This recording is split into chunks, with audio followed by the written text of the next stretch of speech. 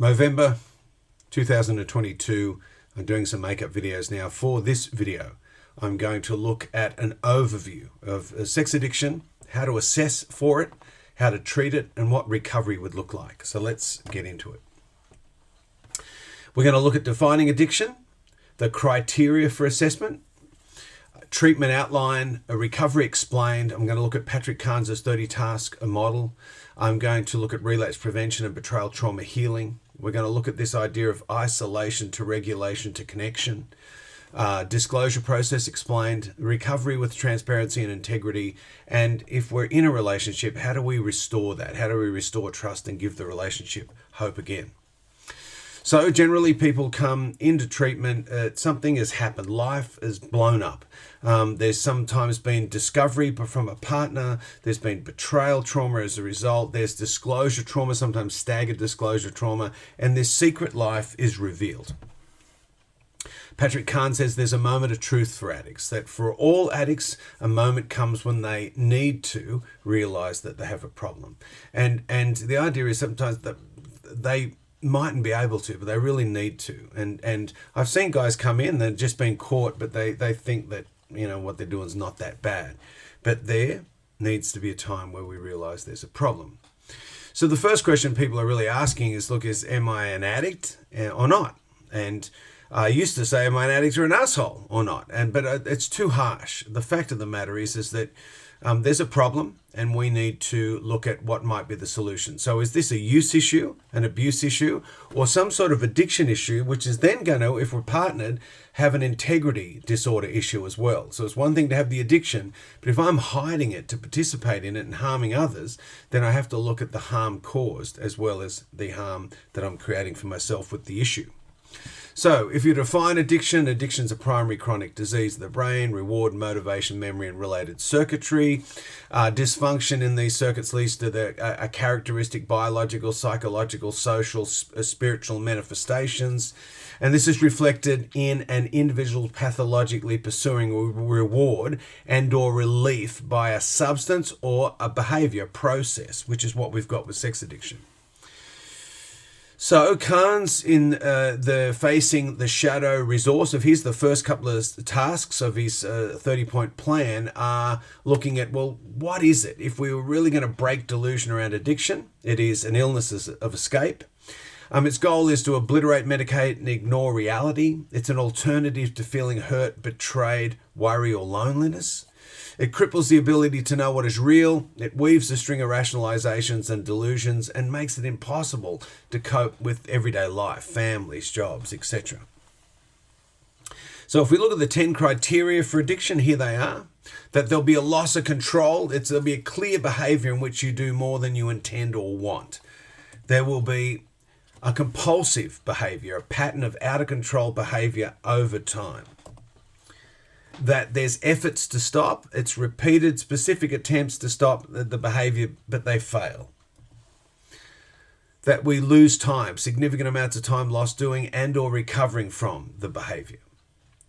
That there's preoccupation, there'll be time spent obsessing about doing it, or there'll be a time spent obsessing because of doing the behavior. Excuse me. The inability to fulfill obligations, this behavior is going to interfere with work, family, and friends, and we'll start to see that happening. There will be a continuation despite consequences. There's a failure to stop the behavior even though problems start to happen because of it. Social, legal, financial, physical. That there's an escalation that you'll start to see, that they'll need to make the behavior more intense or more frequent or more risky. Losses. Limiting or sacrificing valued parts of life, such as hobbies, families, relationship, and work.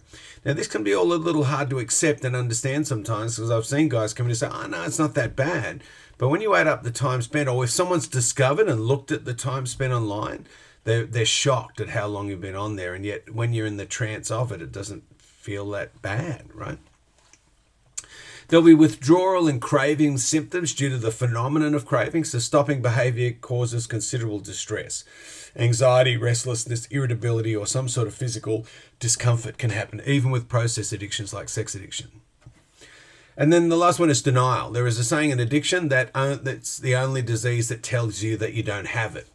Carnes' statement is the degree that an addict can minimize use and its consequences is one of the most striking and common manifestations of addiction, as well as the most baffling to others.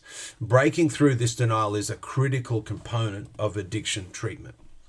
So the stages of change, I might just blow this up a little. The stages of change helps us when someone comes through the door. They can be at a pre-contemplative stage of change. There's no intention to change the behavior, but I've got to be here. I've got a court order and my wife found out. Contemplation is aware there's a problem exists, but with no commitment to action. Preparation is we're intent on taking action to address the problem. Mightn't have it done yet, but we're preparing to. Action is we're actively modifying now. We're in recovery, getting sober, and then we move on to maintenance, sustain change, new behavior replaces old.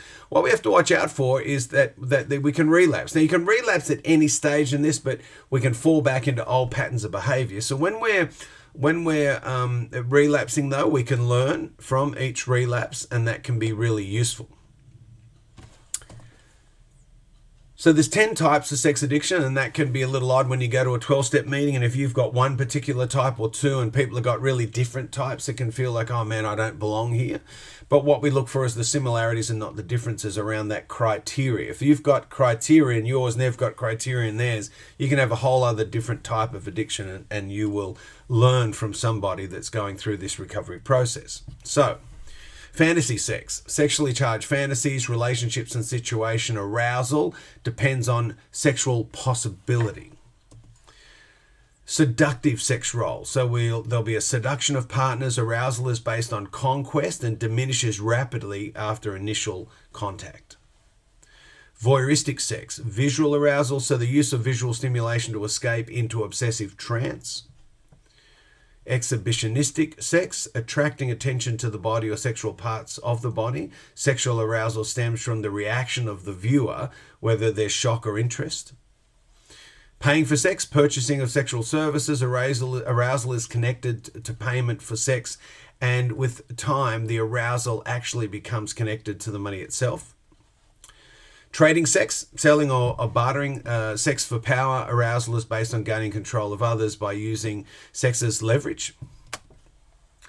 Intrusive sex is a boundary violation without discovery. So sexual arousal occurs by violating boundaries with no repercussions. Anonymous sex is high-risk sex with unknown persons. Arousal involves no seduction or cost and is immediate. There's lots of apps these days that can create these levels of liaisons, and they can happen like that. Pain exchange sex, being humiliated or hurt as part of sexual arousal, or sadistic hurting or degrading another sexually, or both. And exploitive sex, exploitation of the vulnerable. Arousal patterns are based on target types of vulnerability. So when you go through and go, well, that's the definition of sex addiction, and here's the criteria of sex addiction, and here's the 10 types of sex addiction, then the next thing is, well, how do we assess for that? How do we work out where we're at in that continuum and if we meet the criteria or not? So you can do a sexual addiction screening test. You can do them online for free. As a CSAT, Certified Sex Addiction Therapist, I can help people do a much more extensive test. It's been developed in cooperation with hospitals and treatment programs, private therapists, community groups. So the SASTR provides a profile of responses which help to discriminate between addictive and non-addictive behavior. And it compromised at 45 yes or no questions. What happens out of that then is you get this sort of graph and this score. I'll just blow it up for a second. And it shows you that, most addicts are 6 and above, and it'll say, okay, you scored here at 18. It's okay, well, that's significant. Carnes says at 15, you should look at inpatient treatment if you're really going to try and create a sober experience for yourself. You're going to need to take this seriously. The other things that these tests give us is data on where the problems might be. So this is a random one that I've picked, but as you can see, paying for sex commercial, wow, this person is up in the very elevated quadrant. paying for sex, power, intrusive sex. So it starts to show where somebody really needs to focus their attention in what types of sex, and then it also shows you down the bottom what the other categories that are not going to be as much as an issue. But it gives us a map of where to head. Now, the other thing that Carnes does in his work is say, well, look, at this point, most people have that big question of, look, where did this come from? How did I end up this way? And so from his research, he's looked at, well, we look at the making of a sex addict and looking at early trauma and abuse, different family situations, addiction interaction, looking at other addictions. And these are just the statistics of where other people struggle and where you start to see the different elements of this acting out behavior. So you start to explain that to someone. It was good for me to understand these things as a recovering person myself, right? Cycle of change. Sometimes we've got someone else coming along saying, why did he do this, right? So we have to help partners then understand that where someone might be on that stage of change, and help them then to look at, well, what has been the impact of sex addiction. And what we know about helping people look at whether there was any childhood trauma or abuse, as you can see in this picture, major parts of the brain can be significantly affected by early neglect. And this can be physical, and sexual abuse can make this happen as well. But what we know is neglect alone can shrink the parts of the brain, the corpus callosum there, that we really need to help us function and regulate. And so starting to get this data is really important for somebody to help them understand it. What we look at by the work of Dr. Valerie Voon and research into porn addiction and use is we start to see that people that volunteered for studies to see when they looked at adult erotica inside an MRI, they get reward. They've got a pulse. They're going to get a reward. We're hardwired to experience reward around lustful situations. But compulsive pornography users had a significant elevation in that reward structure in the brain. And this is what's got sex addiction as a diagnosable illness now in the World Health Organization's diagnostic tool, the ICD-11, I think now. So at that point, I would introduce someone into resources and say, look, we've gone through and we've done an assessment. We can see that you're high up in the scale. We've seen what types of sex addiction you've been acting out on. Let's now look at moving forward. So the 30-point plan of Patrick Carnes is in Facing the Shadow, Recovery Zone 1 and 2. And the Shadows of the Cross is for Christian men or women who also have that as a faith issue that they need to deal with. The 30-point plan, I won't go over it entirely, but as you can see, the tasks lead someone from breaking denial, understanding addiction, surrendering, limit damage, establishing early sobriety, physical integrity, and this cultural support are the really key issues that you've got to kickstart someone's recovery in. As you start to go on, you'll see that we're dealing with all the other areas that can be either driving the addiction itself or affected by the addiction itself. And there's a significant family intervention, because when this addiction has destroyed family life, we need to be able to rescue the family in this as well as the addict.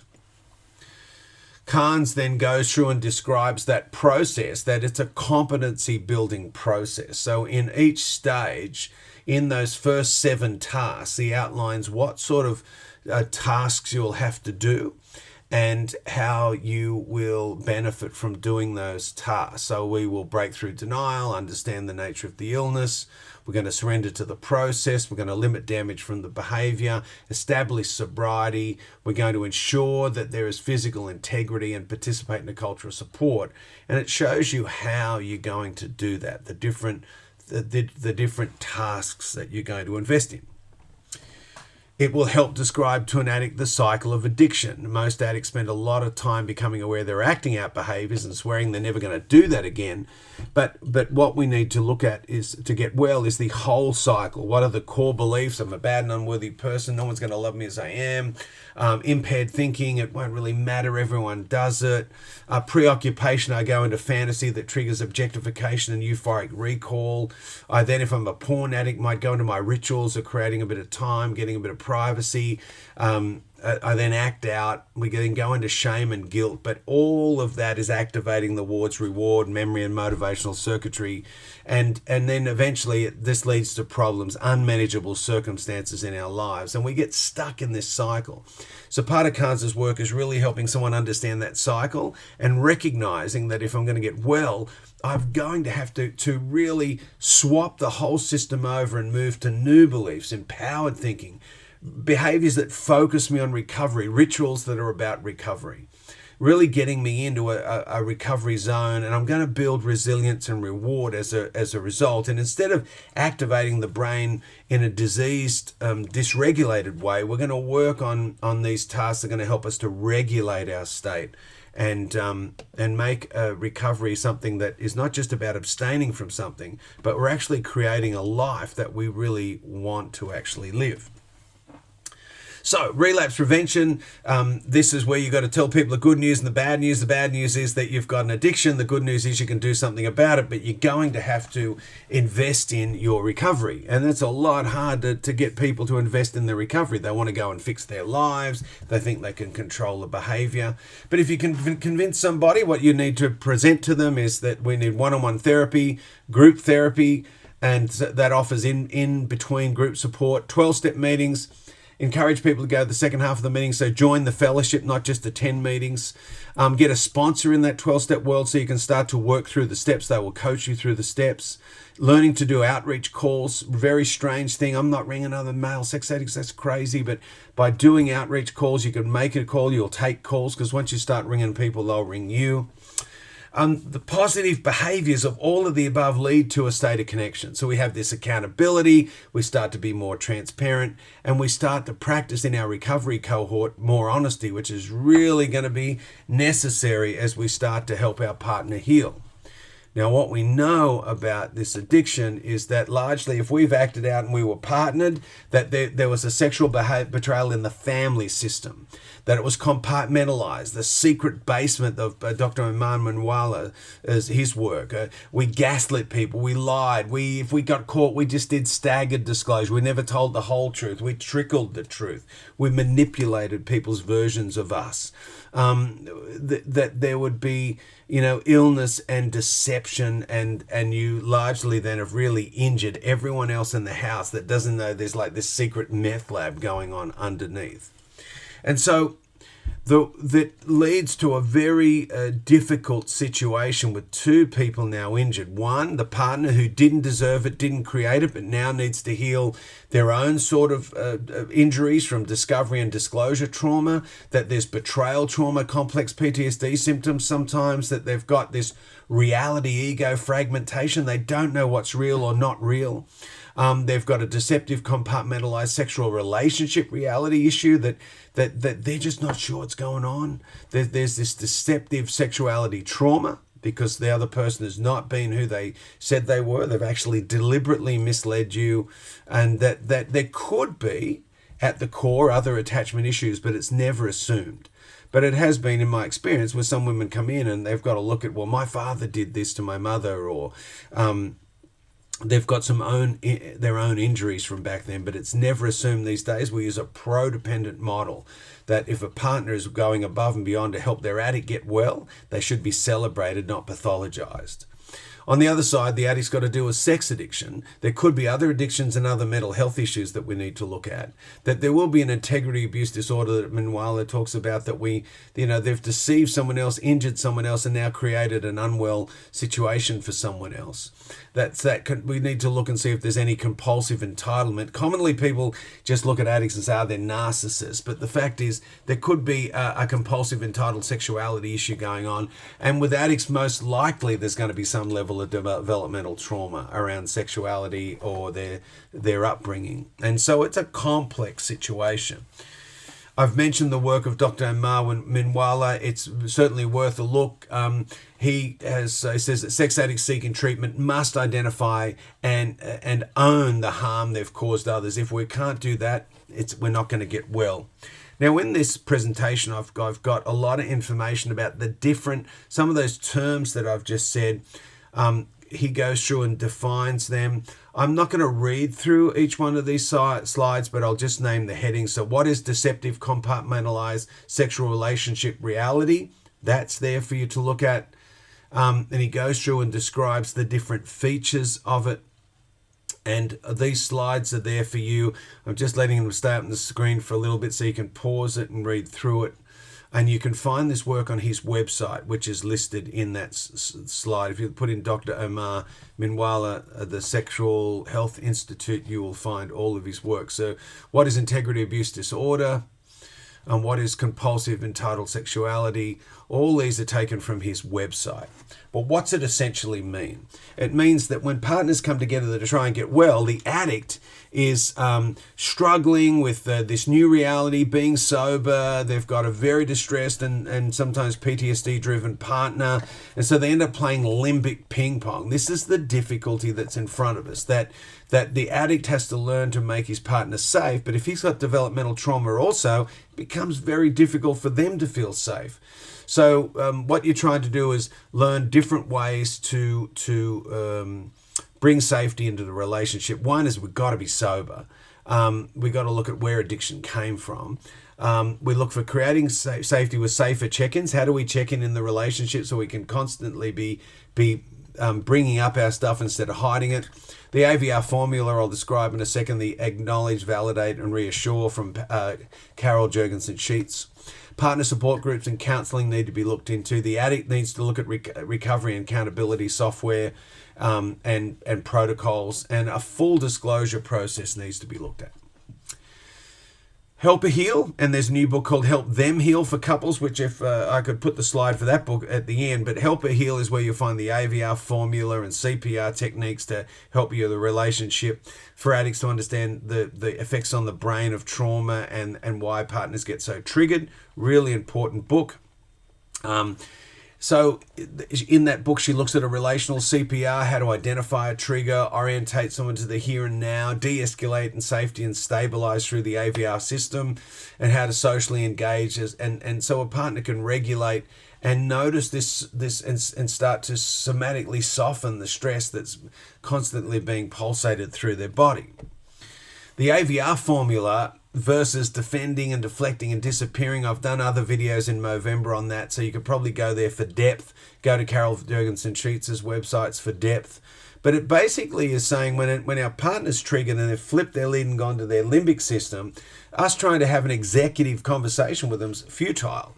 But if we can acknowledge the issue and the situation and the accompanying pain, if we can validate her feelings by using the 5 primary feelings, I can see that as you discuss this, that you feel anger, sadness, loneliness, happiness, fear, or shame, and reassure them that you will help her heal. I want you to know that I'm working on my recovery skills, that I never want to go back to the old addict behavior.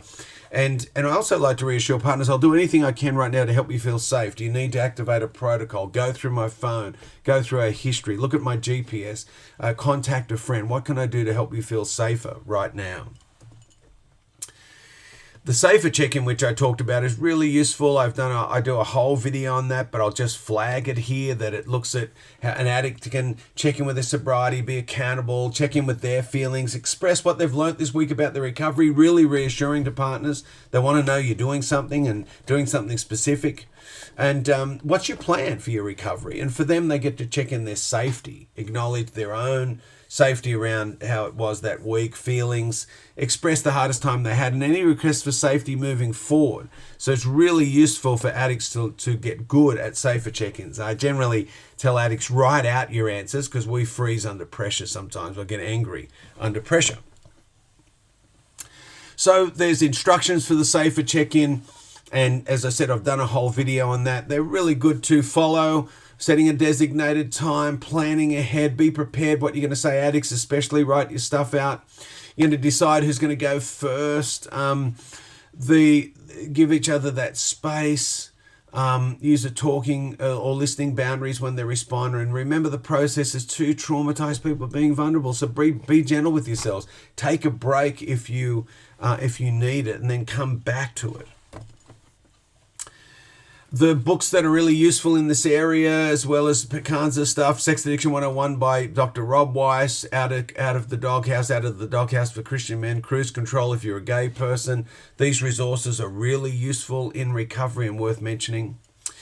In those resources of Robert Weiss, he talks about, for couples, should I stay or should I go? It's a big question. And in Facing Healing a Shattered Heart by Carnes, Stephanie Carnes, she talks about it too for partners. So, do I enjoy spending time with her? Do I trust her? Do we play well together? Do we share core values and beliefs? Do you have kids? Do you and your spouse usually find ways to resolve disagreements? So Robert writes very deeply about this, very useful if you're stuck in that question. Are you free to be your own man? Do you respect each other? Do you still enjoy sex with each other? And that might be off the table in the beginning, but it's still, did you used to enjoy it?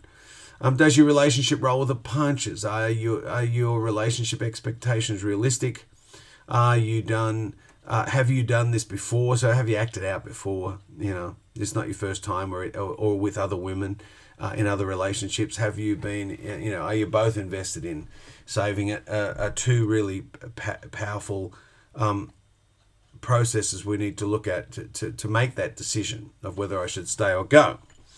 And that brings us on to, do we do it then a full disclosure? And I've done some videos on the relationship pyramid, the intimacy pyramid, which is in the Dan Drake literature, your disclosure document, the full disclosure books.